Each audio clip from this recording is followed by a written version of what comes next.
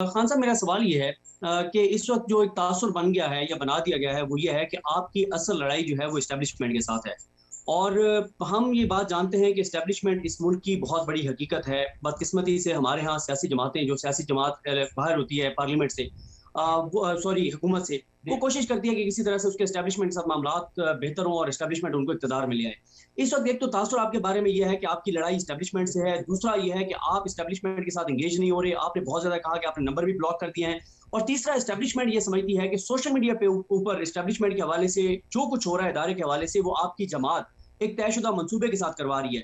تو جب آپ کی لڑائی اسٹیبلشمنٹ کے ساتھ ہے، جو کہ ایک تاثر ہے، اور اگر آپ الیکشن ہار جاتے ہیں اس کے بعد آپ شور مچائیں گے، کتنا سا شور مچائیں گے، تو کیا آپ کی کا لائے عمل ہے جو اس وقت ہوا اور فضا ہے حلقوں میں، وہ تو واضح طور پر آپ کے حق میں ہے، لیکن اگر اسٹیبلشمنٹ سے لڑائی کی وجہ سے آپ سیٹیں ہار جاتے ہیں تو سوائے اس کے کہ آپ بعد میں شور مچائیں گے، کیا آپ کے پاس لائے عمل ہے، آپ کیا کریں گے اس کے بعد؟ دیکھیں، میں کیوں اسٹیبلشمنٹ سے لڑوں گا؟ اسٹیبلشمنٹ کا مطلب فوج۔ اگر میرا تو کوئی لندن تو چھوڑو، پاکستان میں کوئی پراپرٹیز آپ نے سنا ہے نا، میری تو کوئی بار پراپرٹی نہیں ہے۔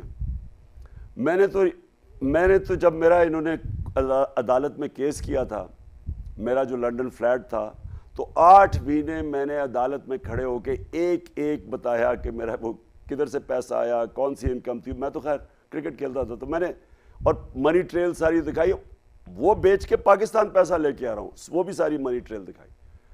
تو میں نے تو کہیں جانا نہیں ہے، میں نے تو یہیں رہنا ہے، میرا تو یہ گھر ہے، میں تو پاکستان کے ساتھ بڑا ہوا ہوں۔ تو ہم کیوں چاہیں گے کہ ہماری فوج کمزور ہو؟ ہماری تو کوشش یہ ہوگی کہ ہماری فوج مضبوط ہو۔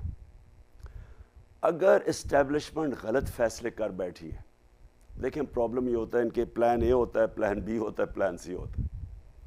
اگر پلان اے سے یہ پلان بی پہ چلے گئے ہیں، میرے سے تو کسی نے پوچھا کیوں پلان بی پہ گئے ہیں، مجھے تو کسی نے نہیں بتایا، نہ وہ کوئی ڈسکس ہوا ہے، مجھے نہیں پتا کیوں گئے ہیں۔ لیکن مسئلہ یہ ہے کہ اندر ڈسکشنز نہیں ہوتی، ان کی جو مشاورت ہونی چاہیے نا وائڈ سپریڈ، وہ ہوتی نہیں ہے۔ کیسے یہ ایک دم پلان سے دوسرے پہ پہنچ جاتے ہیں، اور اگر وہ نہیں چلتا پلان تو کیا کوئی سیلف کریکٹیو میجرز ہیں؟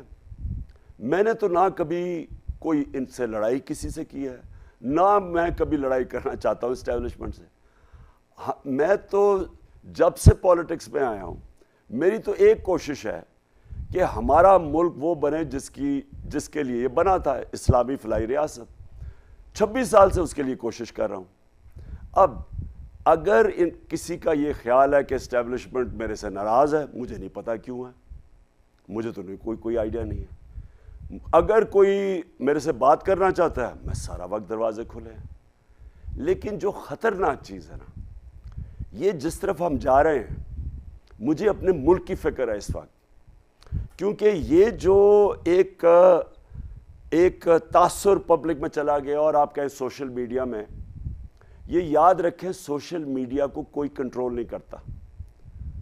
آپ بھی صدیق، آپ سوشل میڈیا کو استعمال کرتے ہیں، آپ کو پتہ ہے کہ اگر آپ کوئی بھی چیز ایک ٹرینڈ شروع کریں، اگر اس ٹرینڈ کو لوگ اپناتے نہیں ہیں، وہ ایک دم ختم ہو جاتی ہے۔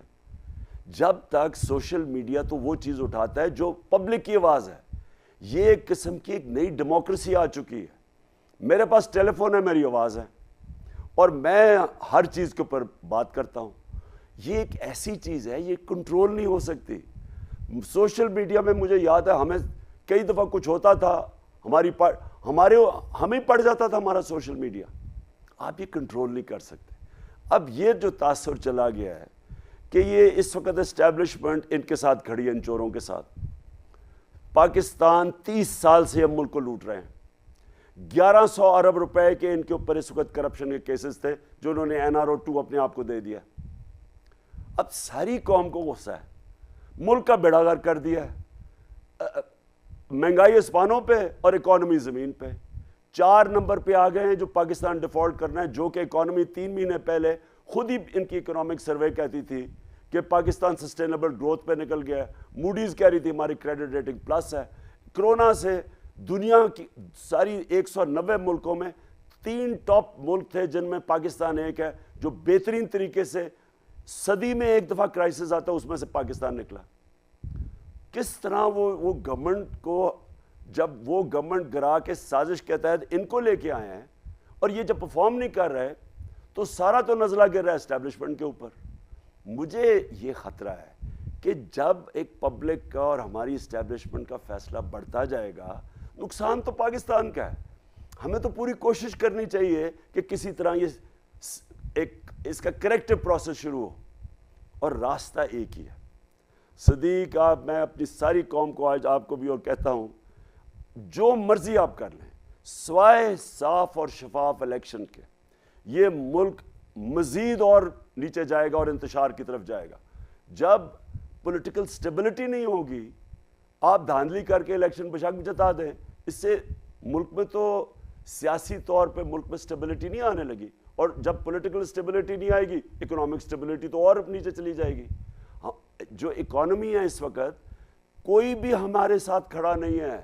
مجھے تو خطرہ یہ ہے کہ یہ جو ریمیٹنسز گرنی شروع ہوگی, جو اوورسیز پاکستانی پیسہ بھیجتے ہیں, ایکسپورٹس تو ابھی گر گئی ہیں. اگر اسی طرح گیا ہمارے پاس تو ہم تو سری لنکا کی طرف جا رہے ہیں. لہٰذا ملک کو یہ لوگ جو اپنی چوری بچانے کے لیے آئے تھے یہ ملک کو نہیں نکال سکتے اس میں سے. صرف ایک طریقہ ہے کہ ایک فری اینڈ فیئر الیکشن, عوام کو فیصلہ کرنے دیں. جو بھی حکومت آئے گی پرووائڈڈ صاف اور شفاف الیکشن ہو, وہی اسٹیبلٹی لے کے آئے گا پاکستان میں.